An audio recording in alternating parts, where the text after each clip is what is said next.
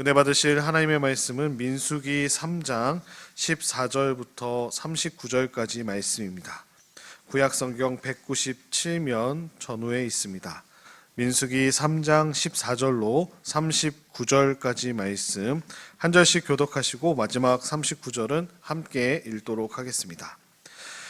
여호와께서 시내 광야에서 모세에게 말씀하여 이르시되 네 자손을 그들의 조상의 가문과 종족을 따라 계수하되 1개월 이상 된 남자를 다 계수하라. 모세가 여호와의 말씀을 따라 그 명령하신 대로 계수하니라. 레위의 아들들의 이름은 이러하니 게르손과 고핫과 무라리요. 게르손의 아들들의 이름은 그들의 종족대로 이러하니 림니와 시므이요. 고핫의 아들들은 그들의 종족대로 이러하니 아므람과 이스알과 헤브론과 우시엘이요. 무라리의 아들들은 그들의 종족대로 말리와 무시이니 이는 그의 종족대로 된 레위인의 조상의 가문들이니라. 게르손에게는 림니 종족과 시므이 종족이 났으니 이들이 곧 게르손의 조상의 가문들이라. 계수된 자 곧 1개월 이상 된 남자의 수요 합계는 7,500명이며 게르손 종족들은 성막 뒤 곧 서쪽에 진을 칠 것이요.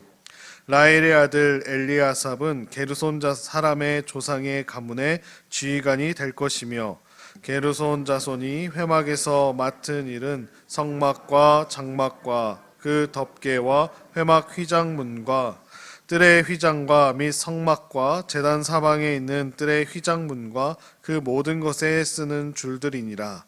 고핫에게는 아므람과 종족과 이스라엘 종족과 헤브론 종족과 우시의 종족이 났으니 이는 다곧 고핫 종족들이라. 계수된 자로서 출생 후 1개월 이상 된 남자는 모두 8,600명인데 성소를 맡을 것이며 고핫 자손의 종족들은 성막 남쪽에 진을 칠 것이요. 우시엘의 아들 엘리사바는 고핫 사람의 종족과 조상의 가문의 지휘관이 될 것이며 그들이 맡을 것은 증거궤와 상과 등잔대와 계잔들과 성소에서 봉사하는 데 쓰는 기구들과 휘장과 그것에 쓰는 모든 것이며 제사장 아론의 아들 엘르아살은 레위인의 지휘관들의 어른이 되고 또 성소를 맡을 자를 통할할 것이니라. 무라리에게서 말리 종족과 무시 종족이 났으니 이들은 곧 무라리 종족들이라. 그 계수된 자 곧 1개월 이상 된 남자는 모두 6,200명이며 아비하일의 아들 수리엘은 무라리 종족과 조상의 가문의 지휘관이 될 것이요. 이 종족은 성막 북쪽에 진을 칠 것이며 무라리의 자손이 맡은 것은 성막의 널판과 그 띠와 그 기둥과 그 받침과 그 모든 기구와 그것에 쓰는 모든 것이며 뜰 사방 기둥과 그 받침과 그 말뚝과 그 줄들이니라. 성막 앞 동쪽 곧 회막 앞 해 돋는 쪽에는 모세와 아론과 아론의 아들들이 진을 치고 이스라엘 자손의 직무를 위하여 성소의 직무를 수행할 것이며 외인이 가까이 하면 죽일지니라. 모세와 아론이 여호와의 명령을 따라 레위인을 각 종족대로 계수한즉 1개월 이상 된 남자는 모두 22,000명이었더라. 아멘. 오늘은 본문 말씀을 중심으로 성도의 정체성이라는 제목으로 함께 은혜 나누는 이 새벽 되기를 소망합니다. 오늘 모세가 하나님의 명령하신 대로 14절에 나온 말씀대로 시내 광야에서 모세가 이제 하나님의 말씀이 임하여서 15절에 보시면 레위 자손의 그들의 조상의 가문과 종족을 따라 계수하되 1개월 이상 된 남자를 다 계수하라 라는 말씀대로 생후 태어난 지 1개월 이상 된 레위 자손의 숫자를 세고 있습니다. 그래서 게르손 자손은 서쪽에 진을 치고 성막 덮개와 휘장문을 감당하고 고핫 자손은 남쪽에 진을 치고 성소의 성물과 기구를 감당하고 무라리 종족은 북쪽에 진을 치고 성막 널판과 기둥을 비롯한 많은 일들을 관리하게 하십니다.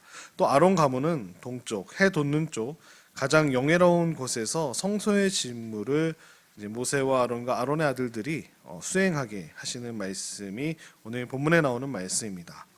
특별히 레위는 세 아들 게르손과 고핫과 무라리를 낳았습니다. 그들은 각각 이스라엘 백성들을 영적으로 이끄는 이제 가문이 되었습니다. 하나님께서 그렇게 레위 자손들을 특별히 구별시키셨죠. 구별시키신 사건은 이제 출애굽기 32장에 나오는 금송아지 사건 때 레위인들이 거룩하게 하나님께서 구별하셨고 우상 숭배하는 자들을 다 하나님의 이름으로 앞장서서 다 처단했던 그 일들을 감당함으로써 레위 지파는 특별히 구별된 예배자로서 하나님께서 세우신 가문이었습니다. 그래서 특별히 하나님은 또 차남 고핫에게 가장 중요한 역할을 둘째 아들 고핫에게 맡기셨는데 모세와 그의 형 아론이 바로 고핫 가문에 속했습니다. 아므랑 종족이었습니다. 그래서 고핫이 맡겨진 일들이 가장 거룩한 것이었죠. 성소 안에 있던 성물들을 담당했던 지파가 바로 레위 자손 가운데 고핫이었습니다. 그래서 고핫은 특별한 지인 아마도 아론의 계보의 제사장 집안으로 선택되었다는 점에서 더 드러나게 되는 것 같습니다. 여기서도 차남이 또 장남을 또 제치고 하나님께 선택받았음을 볼 수 있습니다. 그러나 이제 게르손과 무라리 가문 또한 영광스러운 가문에 손색이 없음을 보게 되는데요. 그들이 맡겨진 그 하는 일들도 굉장히 중요하고 전문성이 요구되는 일이었습니다. 그래서 새 가문에 부여된 이 하나님께서 주신 그 임무는 당 시대의 성막 시대뿐만 아니라 이제 훗날 이동하는 하나님의 성전이 성막이었다면 솔로몬 때 이제 그 성전이 예루살렘에 지어졌을 때 건축된 이후에도 성전 예배를 통하여 정교한 체계를 갖추었을 때도 마찬가지로 그 직무가 이어지게 됨을 저희들이 보게 됩니다. 성막 시대에 오늘 게르손 가문은 휘장과 천막과 그 다음에 직물류와 관련된 그러니까 이런 천과 관련된 모든 것들을 감당했던 것이 게르손이었습니다. 운반 관리를 맡았고요. 특별히 무라리를 보시면 굉장히 어려운 일을 담당했죠. 성막의 골조, 그러니까 널판과 기둥과 무거운 목재류와 같은 비품들을 맡게 됩니다. 힘을 가장 많이 쓰는 역할을 맡게 되죠. 레위 지파 속에서도 가장 나중에 본문에 보시면 이들을 위해서는 수레와 소를 더 많이 줍니다. 왜냐하면 그 무거운 것들을 나르기 위해서 그냥 몸으로 떼우는 것이 아니라 나르기 위해서 주시고요. 고핫 가문은 가장 중요한 법계, 언약계와 그다음에 제사를 드렸던 모든 비품들을 맡았습니다. 근데 고핫 자문도 어찌 보면 쉬워 보이지만 그렇지 않죠. 법계는 수레에 이끌 수 없습니다. 어깨에 메고 다녔습니다. 그래서 고핫 자손들은 모든 것들을 다 어깨에 메고 이동하던 그 모습을 떠올리시면 정말 레위 지파 사람들이 예배를 드리기 위해서 한 지파는 천 관련 덮개가 그냥 가벼운 이런 텐트를 치는 것이 아니라 덥고 굉장히 두꺼운 천이었고요. 무라리 자손도 그 골조 큰 기둥과 같은 것들을 날랐고 고핫 자손은 함부로 손대면 목숨이 왔다 갔다 하는 어깨에 잘 메고 갔던 모습들을 떠올려 보시면 참 성전 예배를 드리기 위해서 하나님께서는 굉장히 전문적이고 각 지파마다 세분화하셔서 명령을 주셨음을 저희들이 보게 됩니다. 이들의 역할 분담을 보면 오늘날 교회에서도 우리들에게 많은 의미를 주십니다. 교회는 예수 그리스도를 머리로 둔 여러 성도가 다양한 기관과 지체로서 하나로 결합되어 있다는 것이죠. 우리에게 주신 달란트에 맞춰서 각각 맡겨진 사역들이 있다는 것이죠. 서로 역할이 다르나 머리의 통제를 받으며 일사불란하게 움직이게 됨을 말씀해 주고 계십니다. 우리 그리스도인들은 각자 열심을 품고 우리 각자에게 주신 그 역할을 하면서 함께 하나님의 몸된 성전을 세워가는 일꾼들임을 오늘 말씀을 통해서 함께 배울 수 있습니다. 그래서 우리는 오늘 말씀의 제목과 같이 우리의 정체성을 분명히 알아야 될 줄로 믿습니다. 오늘 본문은 레위 지파를 각 구성하는 그 가문의 규모와 인물을 소개해주고 계십니다.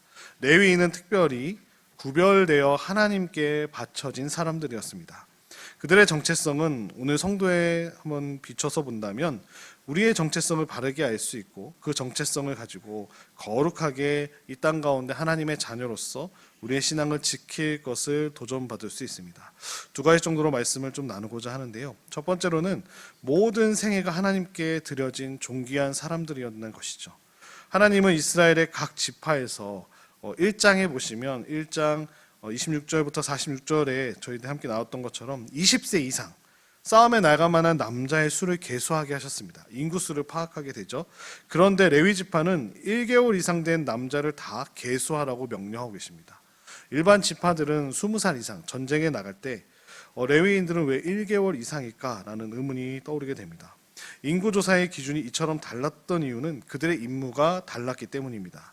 레위 지파 중에 게르손 자손에게는 성막과 휘장 일체를 맡아서 봉사하는 일을 시키셨고, 고핫 자손에게는 성막 안의 모든 기구를 맡아 운반하는 일을 시키셨고, 무라리 자손에게는 성막 널판과 기둥과 받침 일체를 맡아서 운반하는 일이 임무로 주어졌습니다. 어찌 보면 모두 몸을 쓰고 힘든 일을 감당하게 하고 계십니다. 그런데 왜 하나님께서는 1개월부터 계수하라고 하셨을까요? 하나님의 부르심은 자신의 힘과 능력으로 일할 수 있는 나이가 되었을 때가 아니라 아무것도 모르고 아무것도 할 수 없을 때부터 시작됨을 가르쳐 주시기 위해서 오늘 1개월 이상부터 레위인들은 계수하라고 명령하십니다. 성도는 하나님이 쓰시고자 부르실 때 오직 주님을 의지하고 겸손히 사무엘과 같이 말씀하옵소서 주의 종이 듣겠나이다 라고 응답하며 순종해야 될 줄로 믿습니다. 우리는 훈련되고 준비되어야 주님께 쓰일 수 있다라고 생각을 합니다. 그래서 아직 내 스스로는 자격이 없고 부족하다라고 늘 이야기합니다. 때가 아니라고 말하면서 사역의 자리로 나아가지 못하는 모습들을 많이 볼 수 있습니다. 그러나 하나님이 주인 되신다고 고백하는 성도는 자신을 제한하지 않습니다. 무한한 주님의 능력을 의지해서 그 부르심의 음성 가운데 순종함으로 나아감을 오늘 레위인들의 모습에서 배울 수 있음을 보게 하십니다. 모든 그리스도인들은 자신의 삶이 하나님께 드려졌다라는 것을 고백하고 날마다 감사와 기쁨으로 하나님이 부르신 소명에 응답해야 될 줄로 믿습니다. 하나님이 우리를 부르셨다라는 사실을 꼭 기억하시며 하나님이 쓰시겠다 하면 네, 주님 말씀하시옵소서 주의 종이 듣겠나이다 했던 사무엘 같은 고백처럼 나아가시는 그런 은혜를 누리시는 사랑하는 성도님들 되시기를 축원드립니다. 두 번째로 보시면 할 수 있다 하신 이의 능력을 받은 사람들이 오늘 레위인들입니다. 초대교회 성도가 점차 늘어나자 교회들의 문제가 많이 일어나게 됩니다. 초대교회 상상해 보시면 예상치 못한 사람들이 정말로 갑자기 능력이 나타나고 말씀을 통해서 하나님께 돌아온 숫자가 너무나 많이 늘어났습니다. 사도들이 그 막대한 어려운 이들을 구제하고 음식을 나누는 일도 구제도 제대로 감당할 수 없을 정도로 성도들이 늘어나게 됩니다. 그래서 교회에서는 사도들이 이 모든 일을 감당할 수 없기에 7명의 집사를 세워서 이 일을 감당케 했습니다. 이 집사들은 능력의 기준으로 그들을 뽑지 않았습니다. 그들은 신망과 지혜가 있고 믿음과 성령이 충만한 사람들 7을 선택했습니다. 세상에 나가는 그런 기준이 아니라 하나님의 기준으로 그들을 선택하시고 뽑으셨습니다. 하나님은 당신의 일을 성도들에게 맡기실 때 재능만 보지 않으심을 오늘 가르쳐주고 계십니다. 하나님은 하나님의 능력을 의지하는지를 보신다라고 말씀하십니다.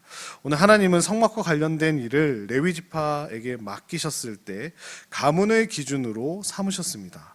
능률적인 업무 추진이 목적이었다면 개인의 능력에 따라서 아마 손을 들고 힘을 잘 쓰는 장사들은 다 모여라. 그 무라리가 맡았던 널판과 기둥 같은 일을 맡겼을 거고요. 좀 날쌘 사람들, 어깨에 잘 메고 다닐 사람들, 고핫 자손이 맡겼던 성전의 기물들을 맡기셨을 겁니다. 아니면 좀 각을 잘 잡아서 줄을 잘 맞추는 사람들은 모여라. 그럼 천막에 잘 접고 이쁘게 접어서 가지고 다닐 수 있는 사람들을 재능에 맞춰서 뽑으셨을 거다라고 하셨을 건데 그렇게 하지 않으셨다라는 거죠.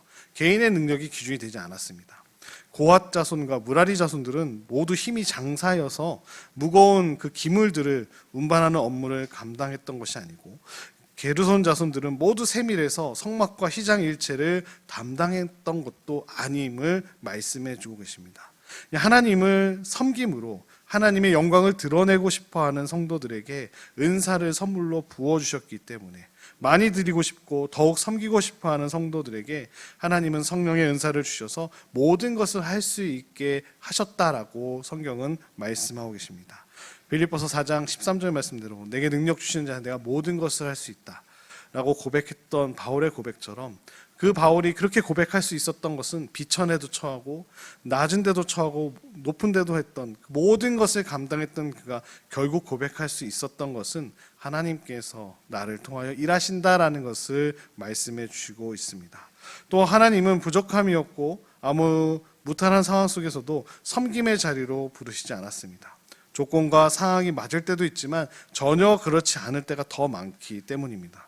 그러나 성도는 할 수 있을 때만 하는 사람이 아님을 오늘 말씀해 주고 계십니다. 우리는 할 수 있다 하신 이의 능력을 힘입어 일할 수 있는 존재임을 꼭 기억하시는 사랑하는 성도님들 되시기를 축원드립니다.